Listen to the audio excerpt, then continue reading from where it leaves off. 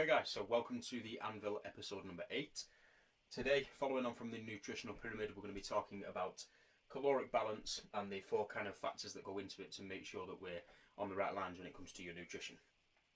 Now, what I'm trying to do with a lot of these, particularly the nutritional videos, is trying to clarify some of the ambiguity there. There's obviously preferences that people tend to have, and a few people might, agree to disagree with certain points.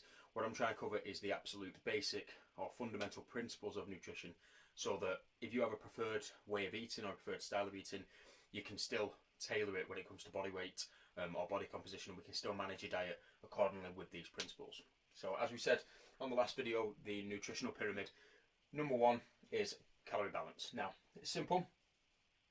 As we said before, if you aren't the weight that you want to be at, or you're putting on weight, it's simple. You're just not eating. You're eating too much, or you're not moving enough. Okay. Now there's people that try and disagree with that, but it's simple: calories in versus calories out.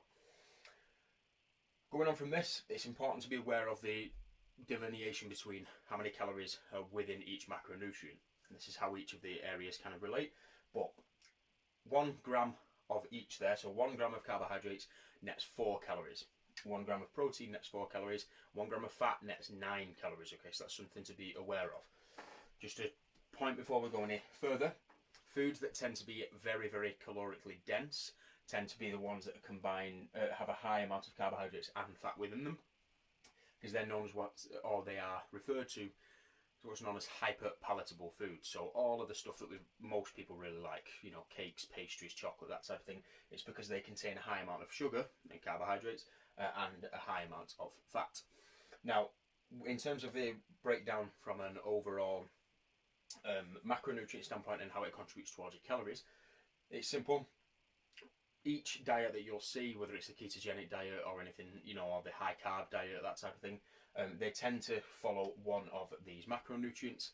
But the key one here is protein. So making sure that we're getting enough protein throughout the course of the day.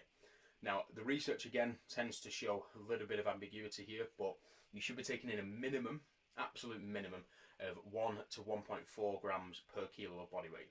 And ideally pushing that a little bit higher. So let's say if I weigh 100 kilograms, I should be having an absolute minimum of 100 grams of protein. So that was what you'd do. You'd figure out, or we will figure out rather, your overall energy expenditure, then calculate how many calories you need to take in, and then from that, it's a simple mathematical equation. I won't get you guys to do it, I can do it for you, but you literally just calculate what caloric intake you have left over after you've addressed the protein. So the two main the 2 main priorities is the overall calorie intake and how much of that calorie intake comes from protein. Exercise, so how much are you actually burning? Now, a lot of people tend to, myself included, tend to fall onto the notion that resistance training shows that over the course of 24 hours, your metabolism is elevated, so you'll actually burn more calories, so it's just as effective as cardiovascular training. However, more from an anecdotal standpoint, with the people that I've worked with, I found this not necessarily to be the case unless one of 2 scenarios. Number 1, you're a very highly trained or very well trained individual when it comes to strength and resistance training, and you can perform a pretty high volume at a pretty high intensity, which most people don't fall under that category. And you can initiate obviously a significant amount of muscle damage that keeps your metabolism elevated. Or you're in a scenario whereby your calorie intake isn't actually that much anyway, and the sheer amount of volume that you are doing actually, in terms of moving the weight from A to B, nets a decent amount of work. Both scenarios are rare, however, so what the research tends to show is that it's a combination between cardiovascular training and resistance training that nets the overall greatest changes in body weight in terms of bringing your overall calories down. And it's this the key there to keep in mind. A lot of people, when they get fixated on strength, they tend to completely disregard the notion of the calorie balance side of things, because they think, oh well, I'm so sore all the time from training, or I worked so hard last night from an exertion standpoint that I'll be burning loads of calories, and it's just not the case. Most people, you're lucky if you're burning 500 calories within a given strength session, whereas cardiovascular training obviously nets a decent amount as you continue to move. So it's about getting that combination between the 2. The next thing is NEAT, okay? It's your non-exercise activity thermogenesis.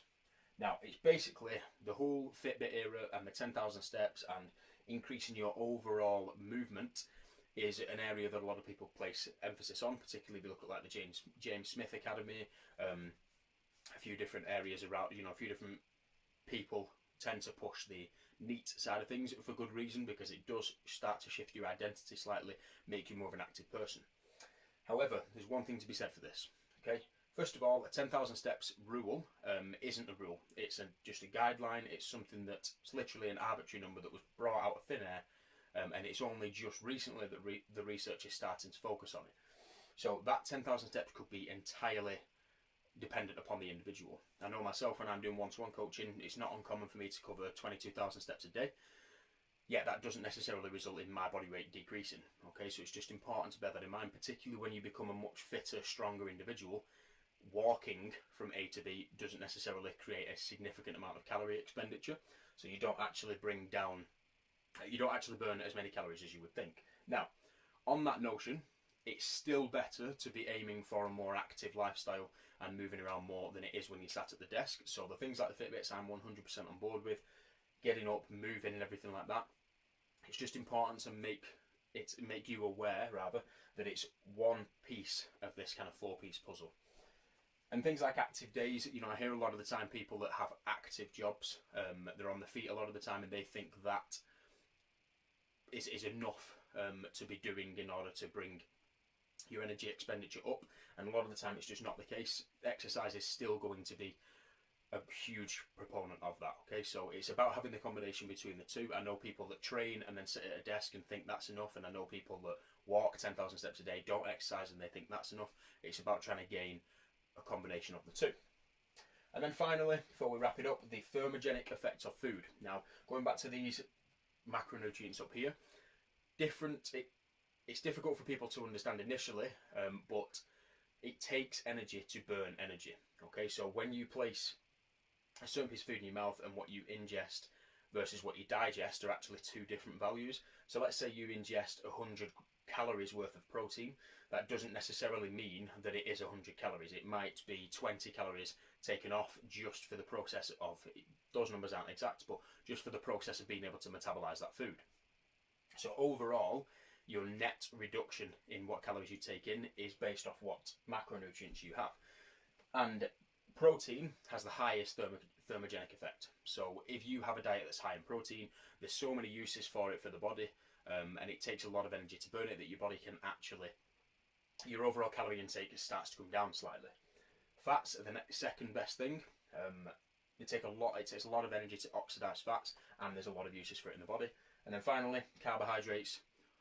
This is why carbohydrates are one of the best fuel sources for overall performance, particularly if you're looking at strength training or increasing power output and that type of thing, because it's more readily available, because there's a very low thermogenic effect. So it's just something to bear in mind. Again, all four elements are important.